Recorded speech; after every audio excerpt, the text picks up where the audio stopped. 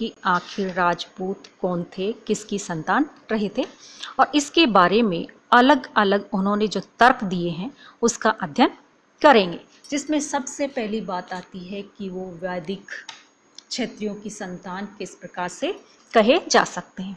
प्रत्येक शासन के दरबारी लोग जो होते हैं उसे देवता के समान ईश्वर द्वारा भेजा गया अथवा देवताओं की संतान बताते हैं, और यही परंपरा राजपूतों पर भी लागू होती है। और मनुस्मृति में क्षत्रियों की उत्पत्ति ब्रह्मा से बताई गई है। ऋग्वेद के अनुसार क्षत्रिय ब्रह्मा की बाहों से उत्पन्न हुए थे। इन दोनों ग्रंथों के आधार पर क्षत्रिय का काम निर्बल लोगों की रक्षा करना बताया गया है, और 7वीं शताब्दी के बाद क्षत्रियों ने अपना महत्व खो दिया और वे अन्य तीनों वर्णों की रक्षा नहीं कर सके, किंतु उनके ब्रह्मा की संतान होने की कहानी को महत्व मिलता रहा, और चारणों और भाटों ने उनकी खोई हुई महिमा को फिर से दोहराने के लिए उन्हें ब्रह्मा की संतान बताकर उनकी उत्पत्ति का दैविक शक्ति सिद्धांत दोहराया। नरधर्म से प्राप्त एक शिलालेख में रघुवंश कीर्ति शब्द का प्रयोग किया गया है, और इस शब्द का प्रयोग राजपूतों का महाकाव्य काल के राम और कृष्ण से संबंध स्थापित करने के लिए किया गया है। इसी प्रकार का एक लेख हमें 10वीं शताब्दी के साहित्य द्वारा राजपूतों की देवकुल या दैविक शक्ति द्वारा उत्पत्ति बताई है, और इन सभी विवरणों से ये स्पष्ट हो जाता है कि राजपूत यदि रामायण और महाभारत काल के राम व कृष्ण के वंशज है तो वे भारतीय हैं और वैदिक आर्यों की संतान है। और श्री ओझा तथा श्री वैद्य महोदय भी राजपूतों को भारतीय आर्यों की संतान मानते हैं। उनके कथन के अनुसार राजपूत लोग प्राचीन क्षत्रियों की तरह अश्व तथा अस्त्र की पूजा किया करते थे। प्राचीन आर्यों की भांति यज्ञ और बलि में भी उनका विश्वास रहा, और उनके सुडौल शारीरिक गठन, लंबी नाक और लंबे सिर से भी यही प्रमाणित होता है कि वे आर्यों की ही संतान है। और क्षत्रियों ने वैदिक सभ्यता को सुरक्षित रखने के लिए अपने प्राणों तक की बाजी लगा दी थी। रामायण और महाभारत में क्षत्रियों के लिए जो नैतिक आचरण के नियम निर्धारित किए गए थे उनका पालन राजपूतों ने मुसलमानों के साथ में जो युद्ध किए थे उनमें पूरा पालन किया था।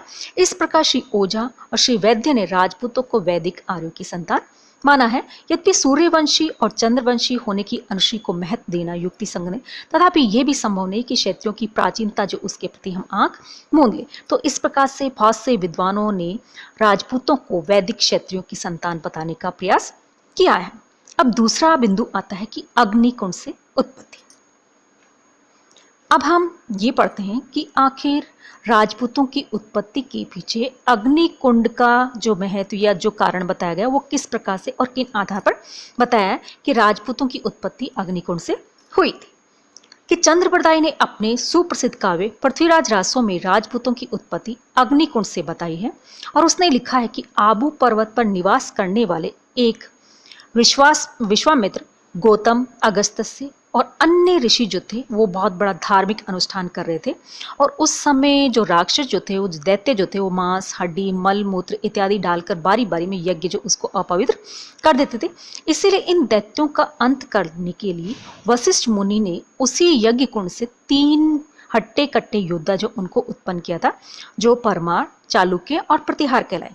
किंतु जब ये तीनों ही कहा जाता है कि उस क्या नाम था अपने यज्ञ जो उसकी रक्षा करने में असमर्थ सिद्ध हुए, तो वशिष्ठ ने चौथा योद्धा उत्पन्न किया जो कि हट्टा कट्टा और हथियार से सुसज्जित था, जिसका नाम चौहान रखा गया। और इस योद्धा ने आशापुरी को अपनी देवी मानकर दैत्यों को मार भगाया। इस प्रकार से राजपूतों का जन्म हुआ, और परवर्ती चारणों और भाटों ने क्षत्रियों की इस उत्पत्ति को सत्य मानकर अपने ग्रंथों में इसी कहानी को बार बार दोहराया। लेकिन हम लोग इन चीज़ों को स्वीकार करने के लिए तैयार नहीं। इसके अलावा आधुनिक विद्वानों ने तो पृथ्वीराज रासों की ऐतिहासिकता जो उसके ऊपर भी संदेह प्रकट किया है।